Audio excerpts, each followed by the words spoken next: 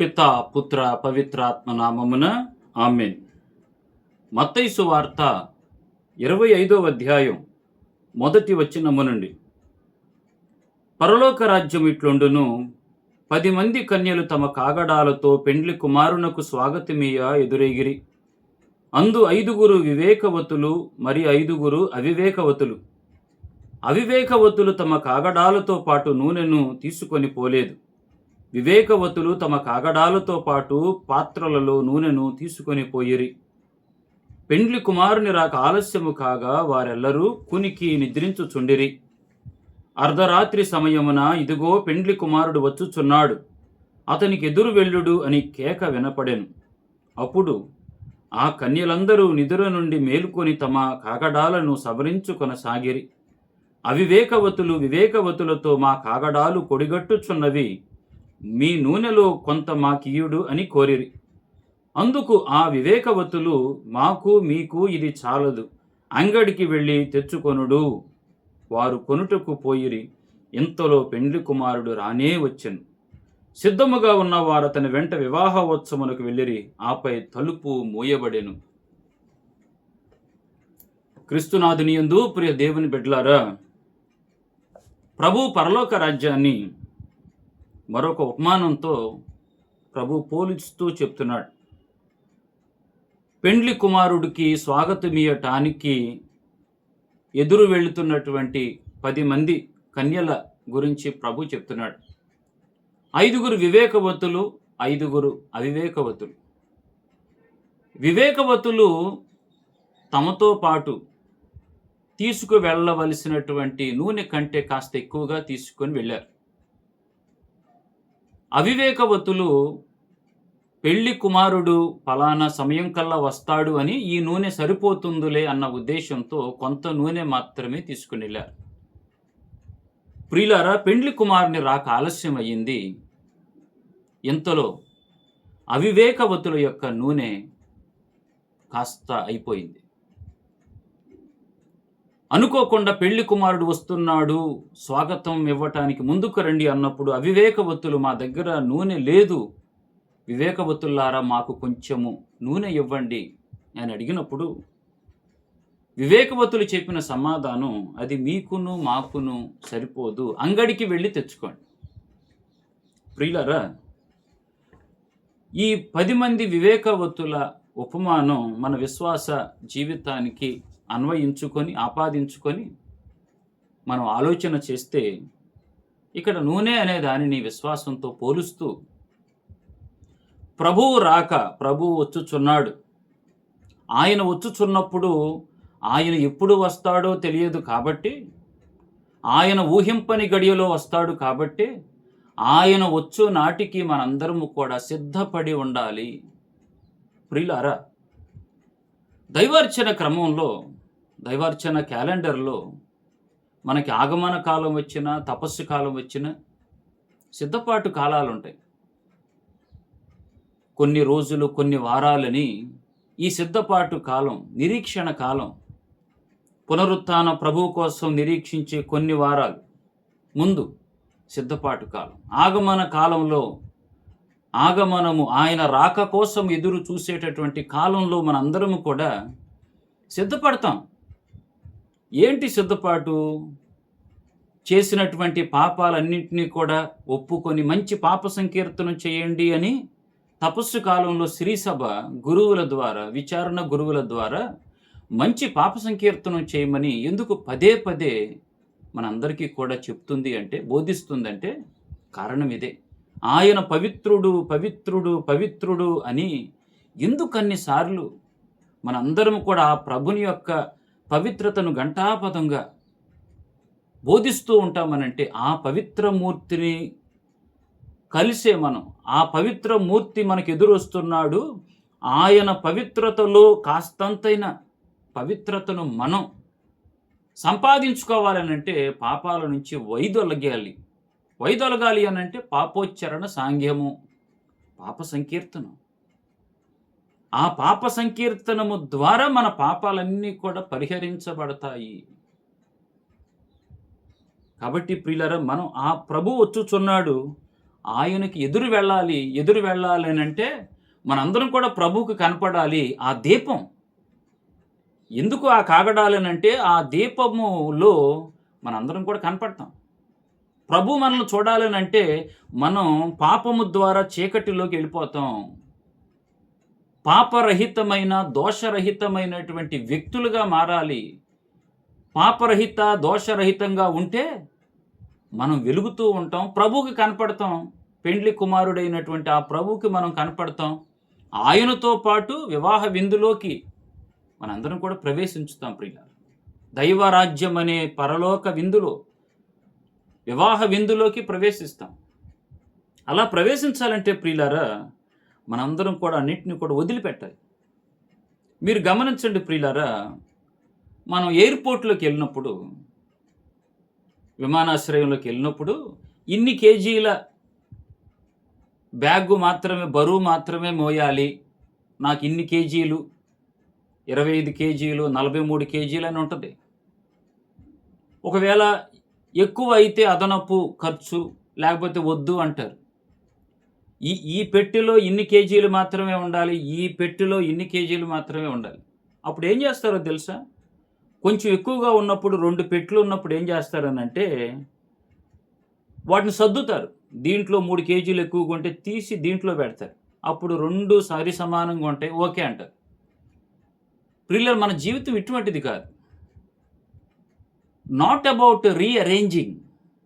It is about releasing our burdens. సర్దటం కాదు.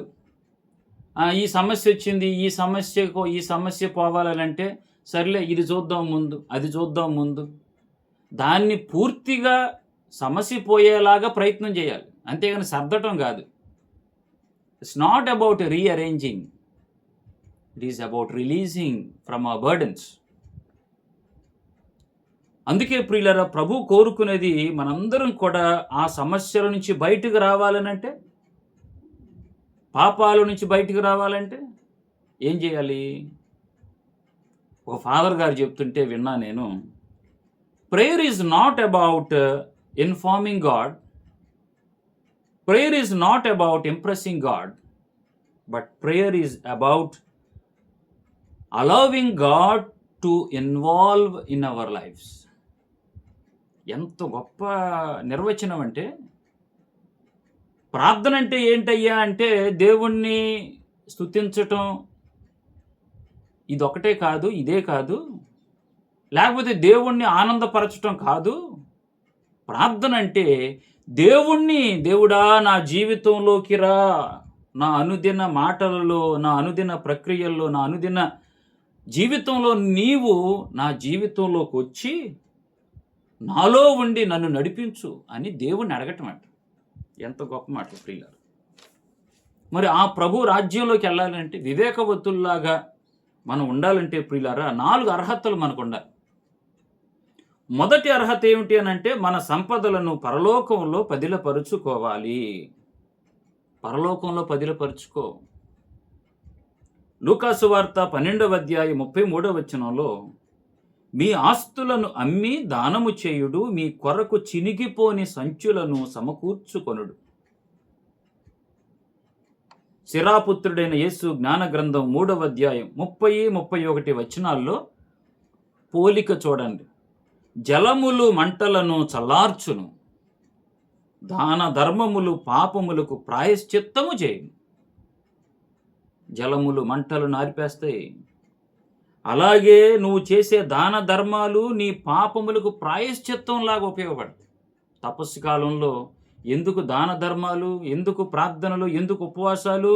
నువ్వు ఉపవాసం చేయటం వలన వచ్చినటువంటి, పక్కన పెట్టినటువంటి ఆ బియ్యాన్ని, ఆ ధనాన్ని తీసి విద్య, వైద్య, పేదలకు, అనాథలకు, దిక్కులేనటువంటి వారికి సహాయం చేయటం కోసం ఇటువంటి పని చేయాలి. అందుకే దాన ధర్మాలు నీ పాపాలకు ప్రాయశ్చిత్తంలాగా ఉపయోగపడతాయి. తర్వాత ప్రభు అంటాడు 31వ వచనం, పరులకు ఉపకారము చేయువాడు తన భావి జీవితమును భద్రపరుచుకొనున్నట్లే కష్టములు వచ్చినప్పుడు అతనికి సహాయము లభించును. నీవెప్పుడైతే ఇతరులకు సహాయం చేస్తావో నీ భవిష్యత్తును నువ్వు తయారు చేసుకుంటున్నట్లే అంటున్నాడు. You are creating your future by helping the other person. నీవు ఇతరులకు సహాయం చేయటం వల్ల నువ్వు నీ భవిష్యత్తును తయారు చేసుకుంటున్నావు. ఇది మొదటి అర్హత దైవ రాజ్యంలోకి వెళ్ళాలంటే. శిరాపుత్రుడైన యేసు జ్ఞాన గ్రంథం 7వ అధ్యాయం 10వ వచనంలో, విసుగు చెందక ప్రార్థింపుము, దాన ధర్మములు చేయుటలో వెనకాడకుము. వెనకాడమాక,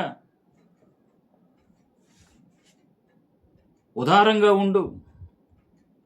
రెండవ అర్హత ప్రభు చెప్తున్నాడు, అప్రమత్తత, జాగరూకత, మేల్కొని ఉండండి. దైవరాజ్యంలోకి వెళ్ళాలంటే ప్రభు ఎప్పుడు వస్తాడో తెలియదు. అప్రమత్తత. 2 రకాల అప్రమత్తతలు. లూకాసు వార్త 12వ అధ్యాయం 36వ వచనంలో, యజమానుడు వివాహ మహోత్సవము నుండి తిరిగి వచ్చి తలుపు తట్టగానే తలుపు తీయుటకు ఎదురు చూచు వాని వలె ఉండు. యజమానుడు వివాహానికి బయటికి వెళ్ళాడు, నా యజమానుడు ఎప్పుడు వస్తాడా అని తలుపు దగ్గర ఎదురు చూచుచున్నటువంటి వాడు ధన్యుడు. అటువంటి సేవకులాగా ఉండాలి. నా ప్రభు ఎప్పుడు వస్తాడో తెలియదు, కాబట్టి ఆ ప్రభు వచ్చు నాటికి నేను సిద్ధంగా ఉండాలి. అప్రమత్తత. అప్రమత్తతలో రెండవది ఏమిటంటే, లూకాసు వార్త 12వ అధ్యాయం 38వ వచనంలో, అతడు అర్ధరాత్రి వచ్చినను ఆ తర్వాత వచ్చినను అట్లు వేచి ఉన్న సేవకుడు ధన్యుడు.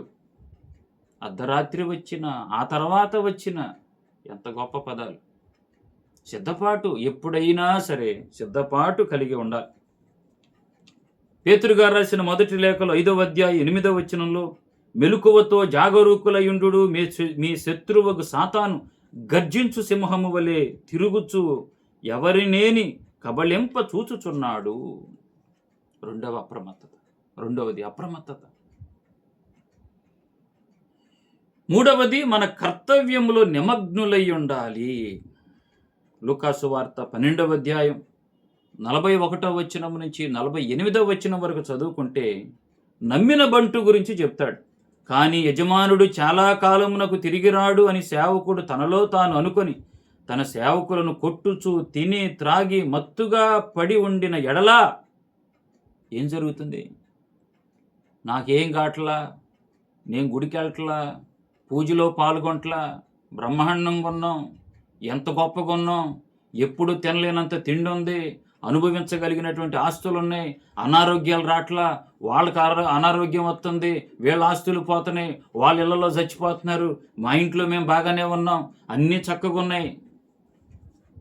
ప్రియులారా, దయచేసి పోల్చుకోమాకండి. పోల్చుకొని మనం బ్రతికేస్తున్నాం. Competition and comparison always. ఏటిలో పోల్చుకోవాలి మనం?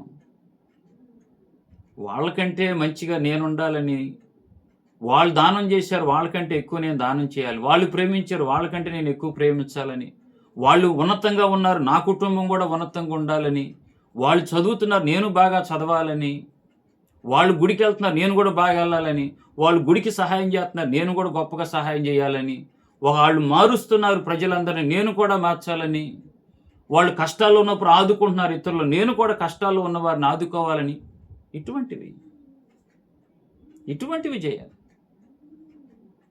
ఇటువంటివి చేస్తే దేవుడు దీవిస్తాడు. ప్రియులారు, ప్రభు నాకేం కలవట్లేదు, చాలా కాలం వరకు యజమానుడు తిరిగి రాడు అని తెలుసుకున్న సేవకుడు తనలో తాను అనుకొని తన సేవకులను కొట్టి తిని త్రాగి మత్తుగా పడిన ఏమవుతుంది? ఊహించని గడియలో, యోచింపని గడియలో యజమానుడు తిరిగి వచ్చి ఆ సేవకుని చిత్రవద చేయించి అవిశ్వాసులలో ఒకనిగా చేయును. అటువంటి బిరుదులు అవసరమా మనకి? ఊహించని గడిలో ప్రభు వచ్చి మనల్ని చిత్రవద చేయించి అవిశ్వాసులలో ఒకనిగా చేయటం కరెక్టేనా? ప్రియులారా, ప్రభువు కరుణామయుడని, ప్రేమనిధని, దీర్ఘశాంతుడని, సులభంగా కోపపడేవాడు కాదని, దేవుడు మన పాపములకు తగినట్లుగా మనల్ని శిక్షించేవాడు కాదని, దేవుడు మన దోషములకు తగినట్లుగా మనల్ని దండించేవాడు కాదు అని 103వ కీర్తనలో 6వ వచనం నుంచి చదువుకుంటాం. దేవుని యొక్క ప్రేమ అంత గొప్పది. ఆకాశానికి భూమికి ఎంత ఎత్తో అంత గొప్ప ప్రేమ దేవునికి. పోలుస్తాడు తూర్పుకి పడమరకి, వ్యత్యాసం చూపిస్తూ దేవుని ప్రేమ అంత గొప్పది. ఇది 3వ అర్హత ప్రియులర దైవ రాజ్యంలోకి వెళ్ళాలంటే. 4వది ఇవ్వబడిన శక్తి మేరకు తిరిగి మనమే ఇవ్వాలి. లూకాసు వార్త 12వ అధ్యాయం 48వ వచనంలో మనుష్యులు ఎవనికి ఎక్కువగా అప్పగింతురో వారి నుండి మరీ ఎక్కువగా అడుగుదురు. మనకు శక్తి మించింది మనం ఇద్దాం. నువ్వు గొప్పవాడివయ్యా, నువ్వు ఎంత సహాయం చేశావు మనం చెప్పాలి. అయ్యా, నా కర్తవ్యమును అయోగ్యులమగు సేవకులము మేము మా కర్తవ్యమును నిర్వహించితిమి అంతే. నేను చేయగలిగింది నేను చేశానయ్యా. ప్రియులారా, ఈ 4 అర్హతలు కలిగి ఉంటే దైవ రాజ్యంలోకి ప్రభు తీసుకెళ్తాడు. అందుకే మనందరం కూడా వివేకవతుల వలె నూనె అంతటి గొప్ప విశ్వాసాన్ని పదిలంగా ఉంచుకునేలాగా దేవుడు దీవించమని ప్రార్థన చేద్దాం. ప్రభువు మీతో ఉండునుగాక, మీ ఆత్మతో ఉండునుగాక.